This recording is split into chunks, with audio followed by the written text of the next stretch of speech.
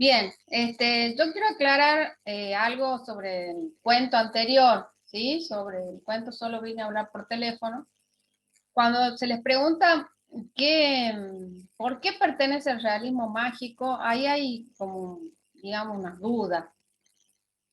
Ese cuento, y bueno, la novela que estamos leyendo también, pertenece al realismo mágico porque presenta un hecho normal, ¿sí? La avería del auto es un hecho que a cualquiera le puede suceder, y algo que es cotidiano se transforma en algo sorprendente. No vamos a decir que es fantástico, pero sí que sorprende, y que de alguna manera le va a cambiar la vida a Ángela, perdón, a María, María de la Luz Cervantes. Estaba confundiendo el personaje con la novela. Por eso pertenece al realismo mágico, ¿sí? El realismo mágico puede presentar dos clases de hechos. Un hecho que es sobrenatural y lo cuenta como si fuera normal, o al revés, un hecho normal, como en este caso del cuento, se convierte en algo sorprendente. ¿Está claro eso? Porque por ahí en la respuesta de los prácticos no quedaba clarito. Bien, vamos entonces a la novela. Profe, perdón, ¿qué había dicho? ¿Cuál era lo maravilloso, lo mágico, digamos, en el cuento? En el cuento, no usaría la palabra mágico, pero sí la palabra sorprendente, extraordinario, de alguna manera, el hecho de que María termina encerrada en el convento y nunca más pueda salir. Eso es sorprendente. Que nadie advierta que ella es una persona normal, que no está registrada en el convento, que no pertenece a esa institución y que no le crean que solamente está buscando un teléfono para comunicarse con su marido. Eso es sorprendente. Bien, sí. Incluso ni el propio marido, cuando va a la clínica, de alguna manera se deja engañar por lo que le dice el director, ¿no? ¿Se entiende ahora? Sí. Es Sí, una de las profe. dos situaciones. Y en la novela que estamos leyendo, creo que fue en el capítulo 1, ¿sí? Hay un episodio del realismo mágico, ¿recuerdan? Cuando hace alusión a la costumbre de Santiago Nazar de que dejaba el arma descargada, las balas en un lugar, la pistola en otro, y ahí refiere un episodio anterior en que la pistola se disparó. ¿Recuerdan ese hecho? Bueno, Sí. entonces, si yo les pregunto en el capítulo 1, ¿por qué pertenece al realismo mágico? ¿Qué contestarían? Aludiendo a ese hecho, por supuesto. Valde, no sé si está escuchando música o escuchando la clase. Ah, escuchando la clase. Bueno, conteste Valde entonces. ¿Por qué pertenece al realismo mágico? Considerando el capítulo Por- 1. Porque Zavala atravesó como 20 casas, no No sé cómo es. tanto. Bueno, sí. Pero atravesó muchas paredes y mató a una sirvienta, pues, ¿no? No, No. no me acuerdo. No. A ver, ¿quién recuerda el episodio de la pistola que se dispara?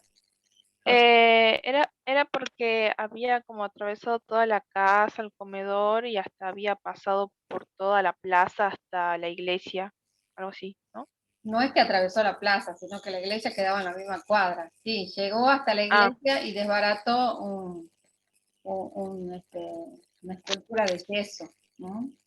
Bueno, ahí sí hay un hecho que es extraordinario, un hecho sobrenatural. En la vida real no puede ocurrir eso, pero lo cuenta García Márquez de manera que podría pasar, que podríamos creer que sí, puede ser que la bala hizo todo eso, pero sabemos que no es así.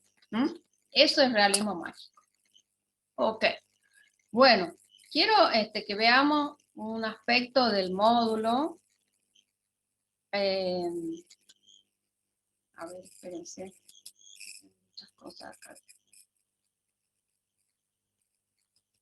Bien, esto es parte del módulo, ¿sí? Del módulo 2 y dice el tiempo en la novela. No sé si han leído esta parte del módulo.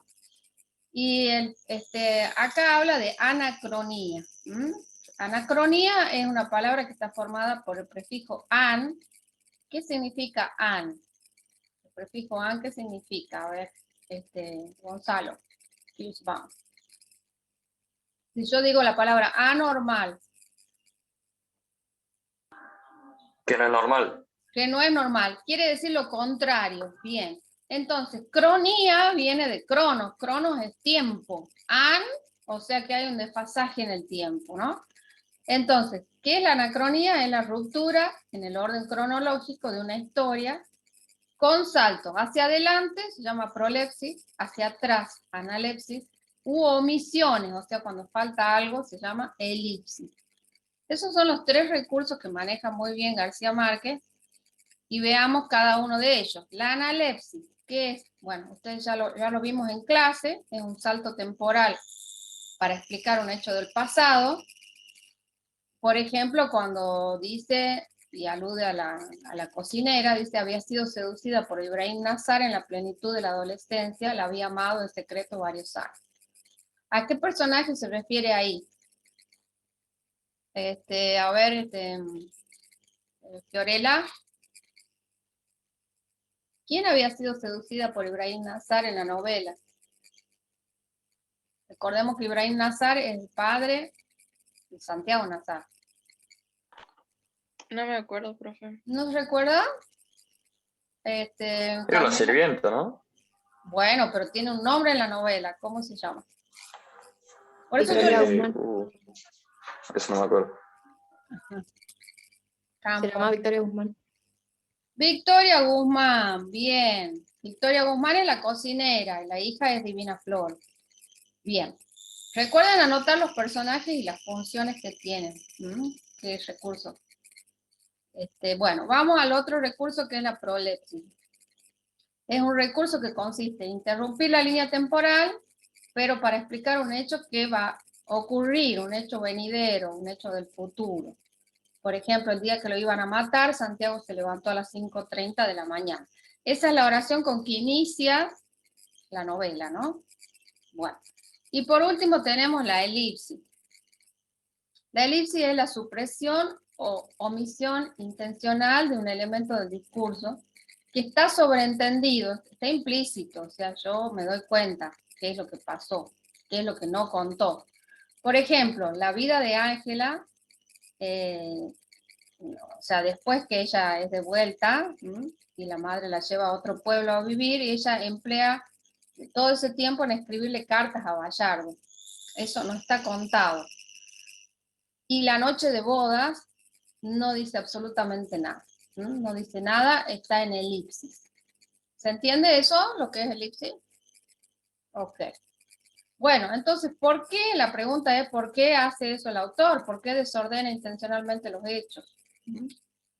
Bueno, primero, presenta la muerte como un hecho inicial para crear suspenso, porque de alguna manera el lector acá es un lector activo que tiene que armar la historia.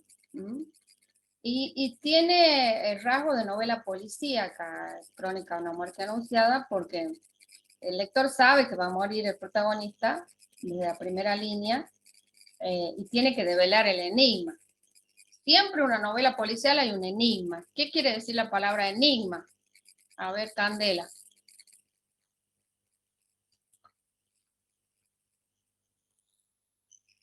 No estoy muy segura.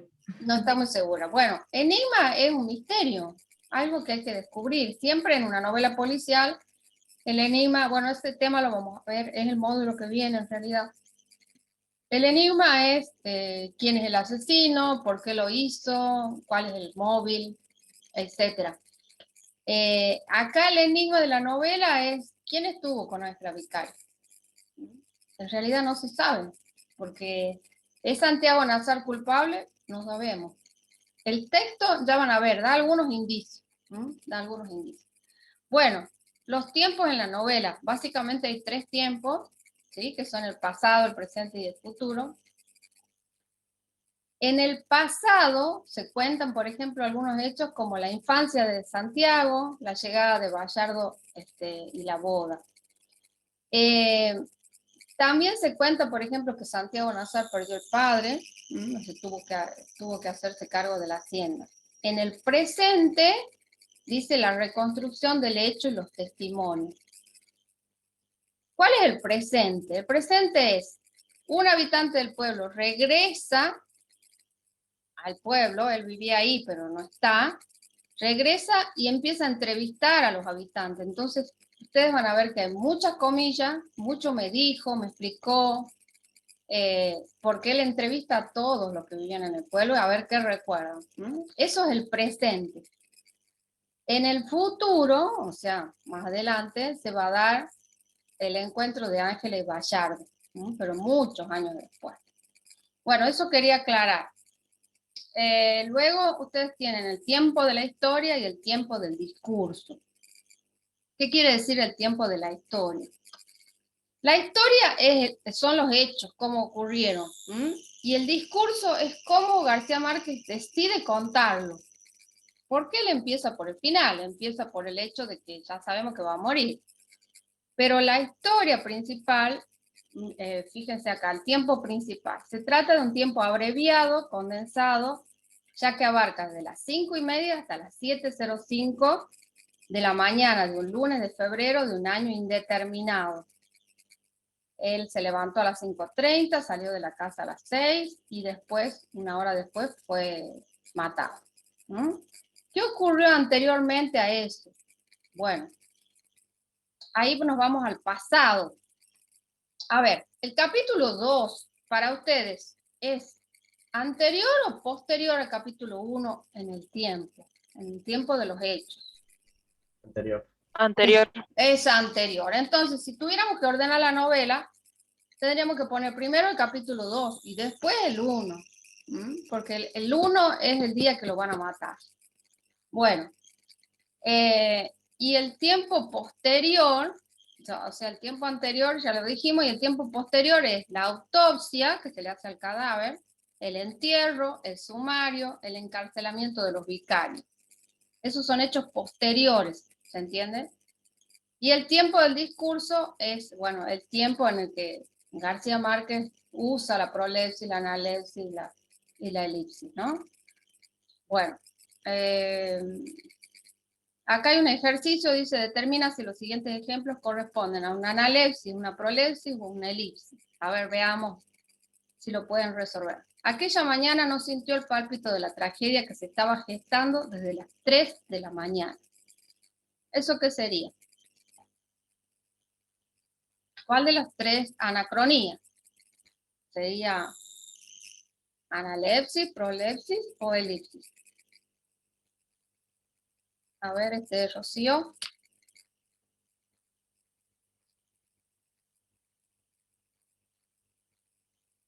No sintió el pálpito de la tragedia, o sea, una tragedia es una muerte, pero él no se da cuenta, no siente nada todavía.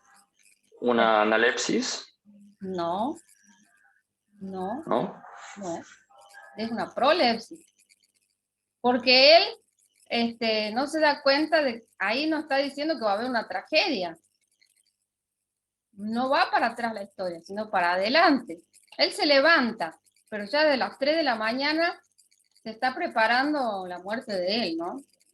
Bueno, veamos si el 2 sale bien. La única imagen que su madre tenía de él era la de su paso fugaz por el dormitorio. Santiago le contó el sueño, pero ella no puso atención a los árboles.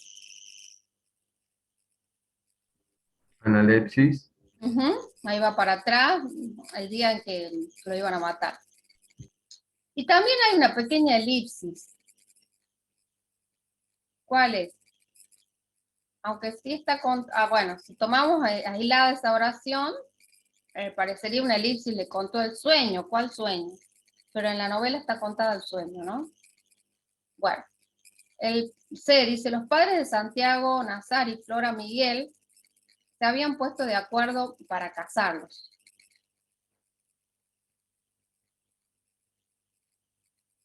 Una prolepsis. No. Eso es una analepsis, porque Flora Miguel era la novia de Santiago. Y eso es anterior al casamiento, a la muerte de Santiago. O sea, una vez que lean toda la novela van a tener mejor los hechos. Vamos al D, dice, Plácida Linero vio entonces el papel en el suelo y solo se enteró lo que decía cuando alguien se lo mostró más tarde en la confusión de la tragedia. Este papel alude en el capítulo 1 a una carta que dejan debajo de la puerta donde le avisan se lo van a matar. ¿No es una prolepsis? Es una prolepsis. A ver, ¿quién ha dicho una prolepsis? ¿Fiorella? Sí. Bien, ¿por qué dice que es una prolepsis? ¿Qué me anticipa acá?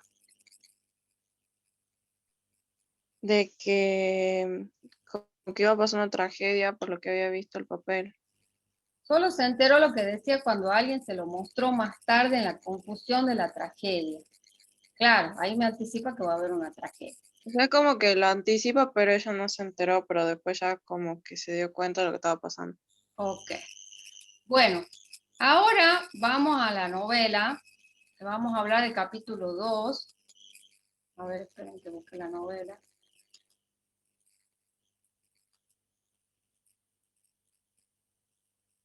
Acá está la novela.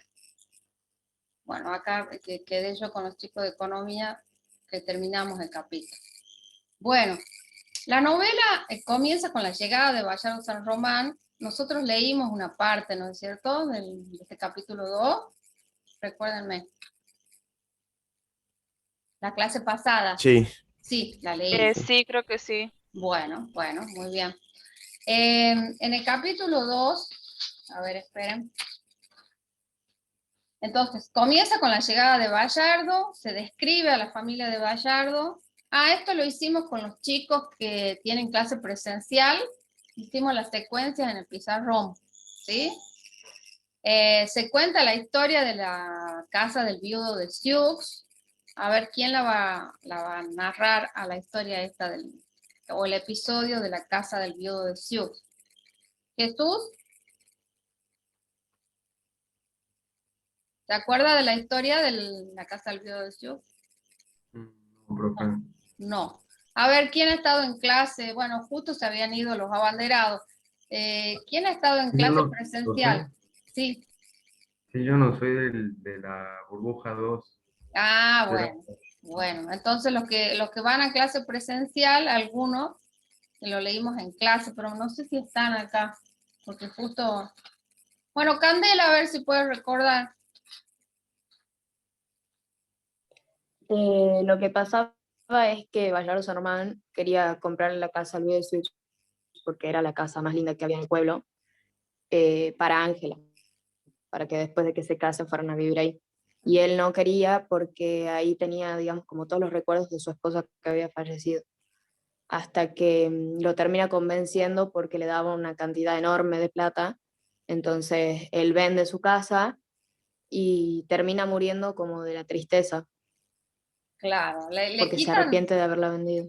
Exactamente, la casa simboliza la identidad del viudo de Sioux. Ahí están los recuerdos de su esposa, de los años compartidos, de su pasado, de cuando fue feliz. Y el arrebatarle eso, bueno, le quita parte de su vida. Entonces, pero eso demuestra el poder que tiene Bayardo, ¿no? El poder económico. Él puede conseguir lo que quisiera. Bueno, después en este capítulo está contado el casamiento. Dice que Ángela no quería casarse con él. Fíjense acá, dice, me parecía demasiado hombre para mí, me dijo. Además, Bayardo no había intentado siquiera seducirla a ella, sino que hechizó a la familia con sus encantos. ¿Cómo era la familia de Ángela Vicario? ¿Qué tipo de familia era? era pobre. Era una familia pobre, una familia humilde, con escasos recursos, ¿no? Entonces es como que ella lo debe aceptar. Bueno, acá está lo del episodio de la casa, que ya lo contamos ustedes. Y después seguía, bueno, Santiago Nazar calcula más o menos cuánto salió el costo de la fiesta, porque no se escatimó en gastos. Y acá quiero detenerme en una parte de la novela donde hay una metáfora. Dice, el único sobresalto imprevisto lo causó el novio en la mañana de la boda. Acá ya vamos al momento del casamiento. pues llegó a buscar a Ángela con 2 horas de retraso, y ella se había negado a vestirse de novia mientras no lo viera en la casa. Imagínate, me dijo, hasta me hubiera alegrado de que no llegara, pero nunca que me dejara vestida. ¿Quién está hablando ahí? ¿Qué personaje, el que está entre comillas? ¿Quién habla? Ella, Victoria, no, No, eh, no se llama Victoria. Ángela. Ángela, bien, bien. Su cautela pareció natural porque no había un percance público más vergonzoso para una mujer que quedarse plantada con el vestido de novia. En cambio, el hecho de que Ángela se atreviera a ponerse el velo y los azares sin ser virgen había de ser interpretado después como una profanación de los símbolos de la pureza. ¿Qué quiere decir? Acá les voy a hacer 2 preguntas. ¿Qué quiere decir el término profanación y qué serían los símbolos? ¿Cuáles serían los símbolos de la pureza?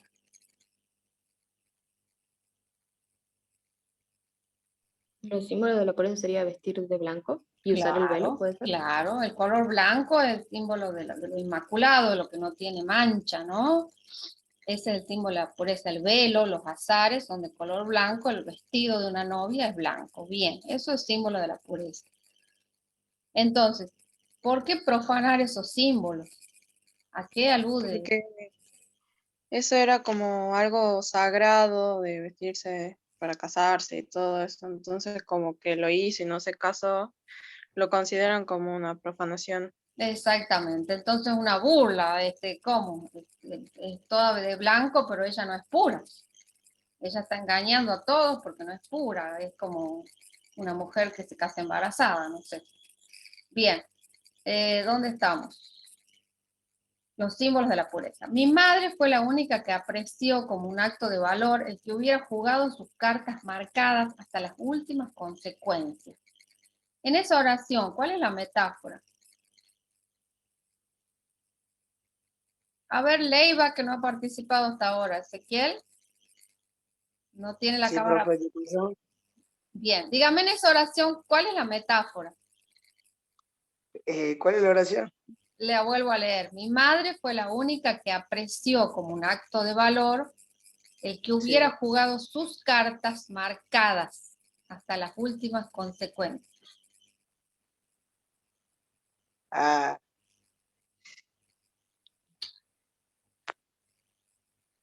mm, ¿Conoce la metáfora o no? Bueno, si no es no, Ezequiel, otro alumno, a ver. creo que no llegué hasta esa parte todavía. Profe, puede ser que, o sea, como que iba a dar todo por eso. Sí, sí, pero ¿cuál es la metáfora? ¿Qué palabra de la oración? lo de las cartas. Lo de las cartas. Claro, las cartas marcadas porque ella esconde ahí un secreto, ¿no es cierto? Bueno, pero sigue adelante con el casamiento y con todo. En aquel tiempo, me explicó, Dios entendía esas cosas.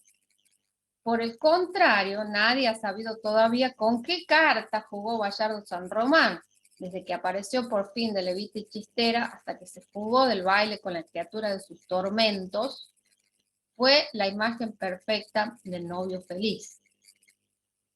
Bueno, acá vuelve a aparecer la misma metáfora con las cartas, pero aludiendo a Bayardo. ¿Y cómo lo interpretan ustedes? Nunca nadie supo con qué carta jugó Bayardo, porque Bayardo no era de ese pueblo. Él llega al pueblo buscando ¿qué? ¿A qué llega al Una pueblo? cosa. Buscaba una mujer para casarse. Bien, buscando una mujer para casarse. Parece que está presentado como una víctima acá, ¿no? Él apuesta mucho por esta mujer, que es hermosa, y sale defraudado, ¿no? Bueno, y ahora, siguiendo con la metáfora de las cartas, ahora alude a otro personaje acá, fíjense en la novela. Dice, tampoco se supo nunca con qué cartas jugó Santiago Nazar. Yo estuve con él todo el tiempo, en la iglesia, en las fiestas, junto con Cristo Bedoya y mi hermano Luis Enrique, y ninguno de nosotros vislumbró el menor cambio en su modo de ser.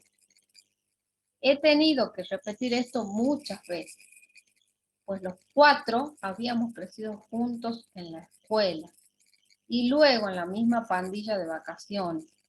Y nadie podía creer que tuviéramos un secreto sin compartir y menos un secreto tan grande. Bueno, ¿quién me va a explicar este párrafo? Dice, tampoco se supo nunca con qué carta jugó Santiago Nazar. ¿Quién da a entender el párrafo? Había un secreto, y si hubo un secreto, a ver, Candela. O sea, se refiere como que nunca se supo, digamos, si él realmente estuvo con Ángela o no, si qué pasó, porque él estaba muy tranquilo ese día, entonces como que sospechan que no fue él por la tranquilidad que tenía y cómo reacciona él al final. Claro, acá está diciendo el narrador, dice, yo estuve con él, ese yo en primera persona es el narrador, ¿no es cierto? Que ya dijimos que es un habitante del pueblo. Eran muy amigos, amigos de la infancia, amigos de vacaciones, amigos de pandilla. Era casi imposible que no se contaran un secreto, y un secreto tan grande, dice acá. El párrafo da a entender que Santiago Nazar no era, ¿no? Aunque toda la novela es un misterio de si eso no es culpable Santiago. En realidad el texto da indicios de que no es.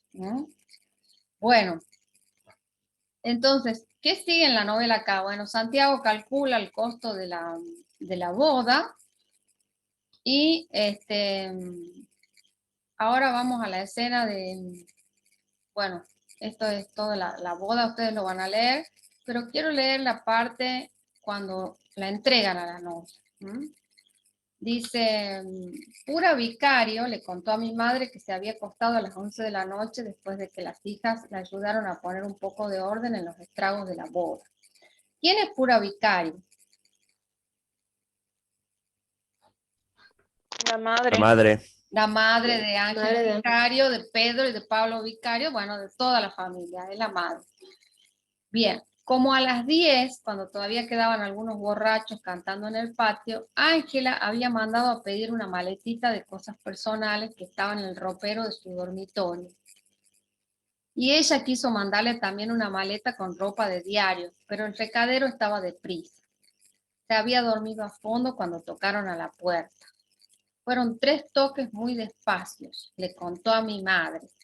¿Quién le contó a la madre de quién? A ver, si van siguiendo la historia. ¿Quién está hablando ahí? Fueron 3 toques muy despacio. Fíjense cómo inicia Pura el Vicario. párrafo. Creo que le estaba diciendo a la madre del narrador. Bien, pero ¿quién es la que le está diciendo? ¿Quién es la voz? O sea, Pura Vicario Bien, exacto. a- Pura Vicario a la madre del narrador. O sea, la madre de Ángel está en la casa y escucha que tocan 3 veces la puerta. Le contó que había abierto la puerta sin encender la luz para no despertar a nadie y vio a Bayardo San Román en el resplandor del farol público con la camisa de seda sin abotonar y los pantalones de fantasía sostenidos con tirantes elásticos. Tenía ese color verde de los sueños, le dijo Pura Vicario a mi madre. Ángela Vicario estaba en la sombra, de modo que solo la vio cuando Bayardo la agarró por el brazo y la puso en la luz. Llevaba el traje de raso en piltrafas y estaba envuelta con una toalla hasta la cintura.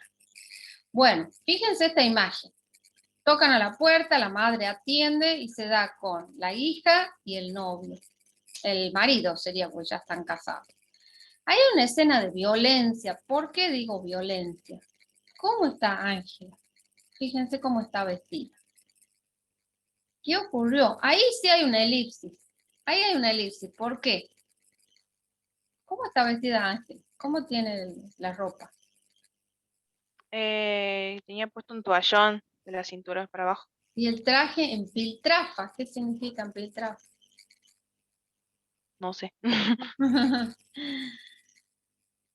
Estaba Como que no cortado, estaba prolijo o algo así, ¿o O no? sea, desaliñado, ¿no? desaliñado. ¿Por qué?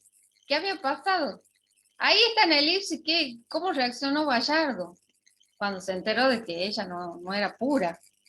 Hubo una escena de violencia, ¿no? Da a entender que hubo un maltrato de Bayardo hacia Ángela. Está tan desalineada, porque ha habido una escena de violencia, dice, Pura creyó que se habían desbarrancado con el automóvil y estaban muertos en el fondo del precipicio. La madre interpreta como que ha ocurrido un accidente. Ave María Purísima, dijo, contesten si todavía son de este mundo. Hay una escena de violencia ahí. Bueno, pero ahora viene una escena de violencia peor. Entonces, Bayardo la entrega a la madre y le dice, gracias por todo, usted es una santa. ¿Por qué dice eso acá el personaje? A ver, ¿qué? Porque ya se había enterado de que no era virgen, Ángela. No, usted es una santa. ¿Qué es lo que no sabe la madre? Claro, el Bayardo sí se había enterado, está bien lo que dice, pero acá, ¿por qué es una santa la madre? A ver, Salazar, que no ha participado todavía.